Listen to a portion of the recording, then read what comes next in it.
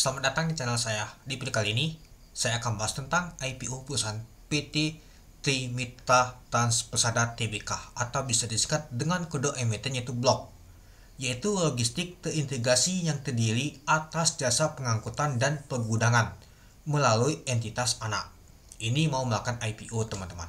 Oke, kita langsung saja teman-teman. Untuk nama tuh kita lihat untuk ringkasan perusahaan emiten ini.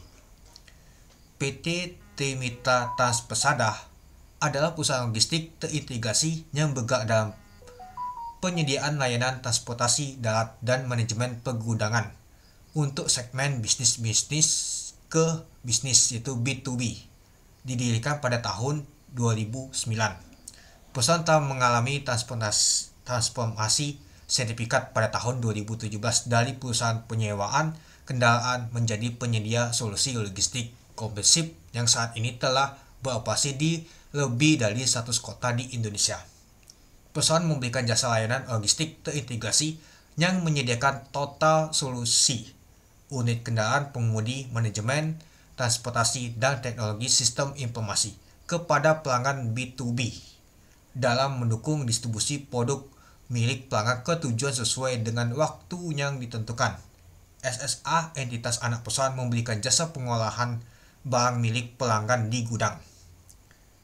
Jasa ini meliputi penanganan barang busuk, barang masuk, penyimpanan, pengolahan odol, dan penanganan barang keluar gudang, serta jasa layanan tambahan lainnya seperti layanan pengambilan dan pengemasan barang berdasarkan pesanan pelanggan, proses pembelian label atau barcode pada produk atau kemasan sesuai kebutuhan pelanggan, pengolahan barang yang dikembalikan dari pelanggan atau toko, termasuk proses penerimaan, pemeriksaan kondisi, pencatatan, dan penentuan tindak lanjut sesuai dengan prosedur yang disepakati.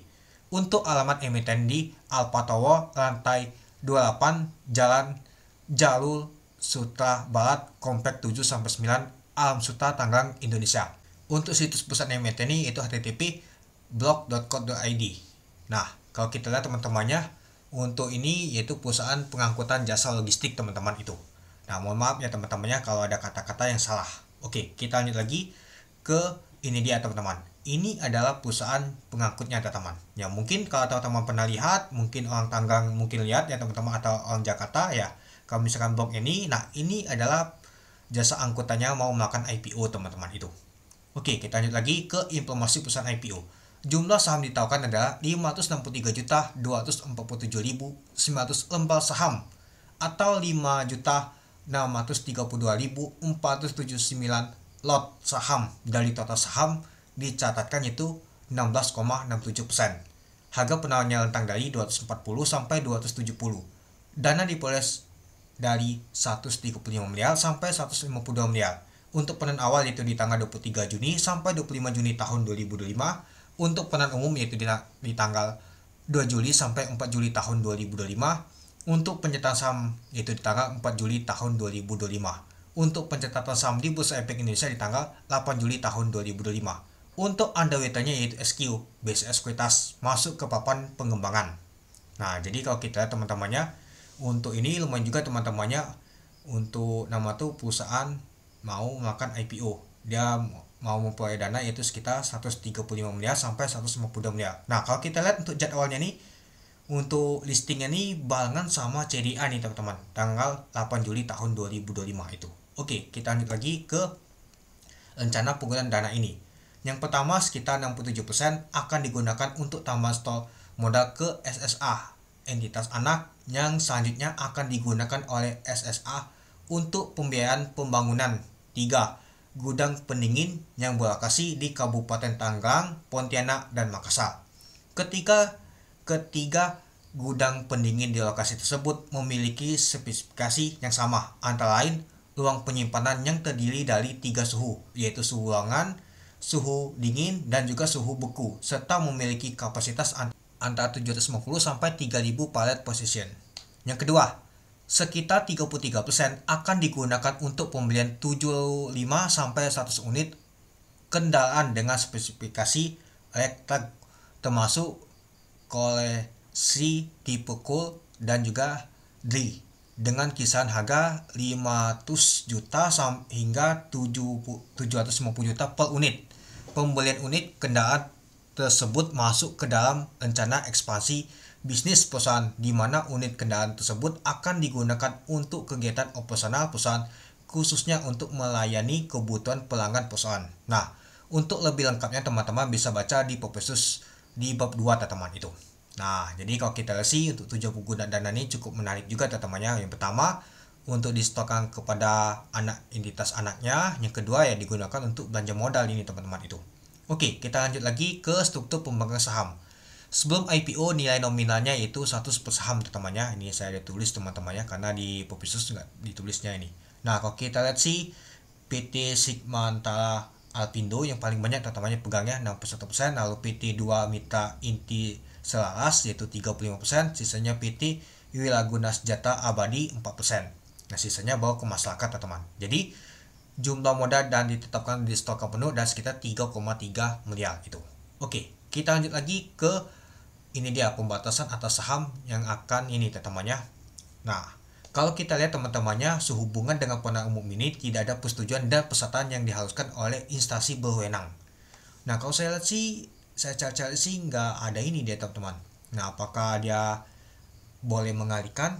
Tapi kalau kita lihat sih berdasarkan surat pernyataan tertanggal 23 April tahun 2025, Bapak Djoko Susanto sebagai pengendali perusahaan menyatakan tidak akan mengalihkan pengendalinya atas perusahaan dalam jangka waktu 12 bulan setelah pernyataan pendaftaran penawaran umum perdana saham perusahaan menjadi efektif.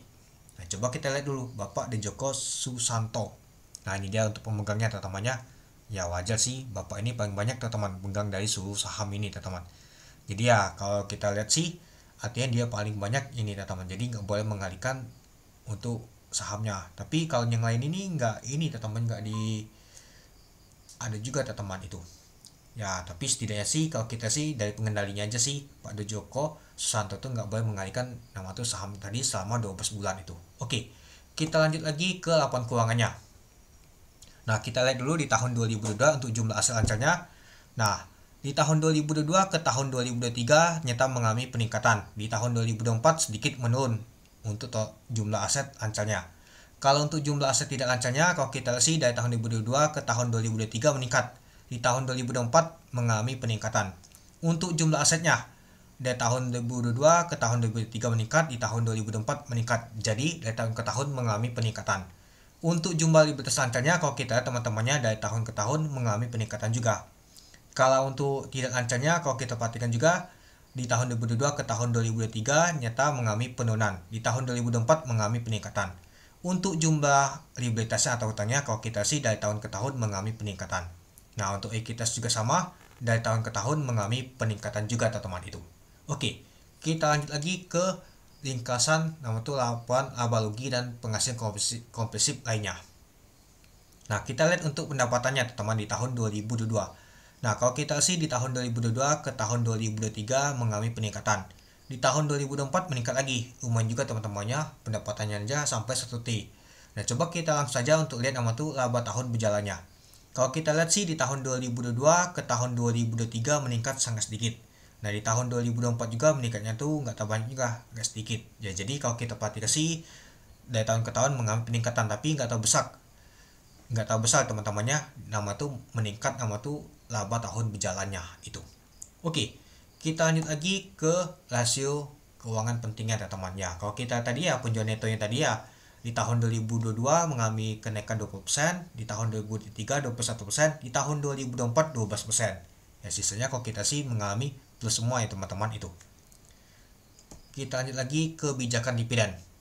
Pemegang saham baru asli penawaran umum perdana saham publik ini mempunyai hak yang sama dan sederajat dalam segala hal dengan pemegang saham lama perusahaan mulai tahun buku 2025 dan seterusnya tanpa mengurangi hak rapat umum pemegang saham untuk memutuskan hal-hal lain sesuai dengan ketentuan yang tercantum dalam anggaran dasar perusahaan. Direksi perusahaan bermaksud merencanakan pembayaran dividen tunai kepada para pemegang saham yang namanya tercantum teman-temannya. Ya, kalau kita sih sebesar dividennya tuh 50%. Namun demikian apabila diperlukan dari waktu ke waktu perusahaan dapat tidak membagikan dividen kepada pemegang saham perusahaan itu. Nah, jadi kalau kita lihat teman-temannya tahun buku 2025, artinya bisa saja di tahun 2026 akan bagi dividen sebesar 50%, cukup lumayan juga teman-teman itu. Oke, kita lanjut lagi ke policy untuk blok teman-teman untuk di tahun 2024 ya, untuk harga di 240 sampai di 270. Untuk PBP-nya di 240 yaitu 2,09 kali, untuk di 270 yaitu 2,35 kali. Untuk pelnya di 240 yaitu 7,25 kali, untuk di 270 yaitu 8,16 kali. Untuk BP sama 114,78, untuk DOL juga sama 84,71%, untuk LAI juga sama 28,84%. Untuk EPS itu 33,10, untuk jumlah saham yang disetorkan penuh adalah 3,3 miliar, untuk ekuitas yaitu 387 miliar, untuk laba bersihnya yaitu 111 miliar, untuk total hutangnya itu 328 miliar. Untuk market cap di 240 yaitu 811 miliar, untuk market cap di 270 yaitu 912 miliar. Nah, jadi kalau kita lihat teman-temannya, untuk market cap untuk nama atau policy untuk blok ini cukup menarik teman-teman. Tapi market capnya lumayan tinggi juga teman-temannya.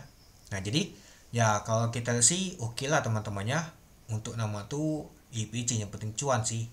Oke, kita lanjut lagi masuk kesimpulan.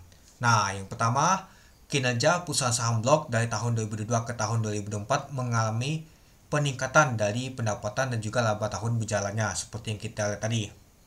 Yang kedua, tujuan penggunaan dana lumayan menarik untuk setoran modal ke entitas anak dan juga belanja modal tadi kalau kita lihat tadi. Yang ketiga, untuk underwriter dari IPO saham blok adalah SQ yang sangat menarik karena recordnya semua kecuali beli ditutup kuning. Oke, mari kita lihat dulu teman-teman. Nah, kalau kita lihat untuk basic sekuritas yaitu SQ di tahun 2020 Indo 2 kali A, di tahun 2001 Papa 2 kali A, 8G 8 kali A, Masbet 1 kali A, Buka 1 kali A, di tahun 2022 MTMH 1 kali A untuk beli kuning. Nah, jadi rata-rata ya kalau kita ambil aja dari yang baru aja dari Masbet teman-temannya, masukkan sendirian deh teman-teman 1 kali A. Jadi kemungkinan besar ya mungkin bisa saja untuk blok ini 1 kali A teman-teman, atau bisa saja lebih, tergantung juga teman-teman itu. Yang keempat, IPO saham blok tergolong lumayan polusnya, tidak mahal dan juga tidak murah, standar lah. Yang kelima, IPO saham blok barengan sama IPO CDA kalau lihat di jadwalnya. Mungkin akan sepi untuk IPO blok ini teman-teman, banyak fokus ke CDA, banyak sekali AIN ke CDA. Dan ada IPO lain lagi teman-teman yang akan muncul ya, seperti koin dan juga cek. Cek sudah saya bahas teman-teman, koin belum saya bahas ya. Nah, mungkin besok saya akan bahas untuk koin teman-teman. Nah, jadi kalau kita sih sudah muncul 4 ya teman-temannya, 4 yang mau melakukan IPO di bulan Juli nanti. Cukup ramai teman-teman itu. Nah, yang keenam, untuk IPO saham blok ini lebih cocok memanfaatkan momentum jangka pendek aja, YPC. Yang penting kita cuan aja. Kalau begal adalah bonus itu. Nah, kalau menurut saya sih untuk perusahaan ini oke lah. Untuk underwriter oke lah. Untuk policy oke lah. Nggak tahu buruk banget teman-teman. Ya mungkin untuk nama tuh untuk mendulang cuan untuk dapat duit jajan lumayan lah nih teman-teman. Ya kemungkinan bisa saja sehari ala lumayan juga teman-teman itu. Nah, kamu teman-teman gimana untuk saham blok ini? Ya, apakah akan dibagi lagi untuk dana di CDA untuk ke IPO lain atau sebaliknya? Ya, semua itu tergantung sama teman-teman. Oke, mungkin itu saja sih teman-teman untuk video saya tentang pembahasan untuk IPO saham blok ini. Jadi, kamu dan teman-teman gimana? Oke, sekian dulu video saya. Terima kasih menonton. Salam cuan.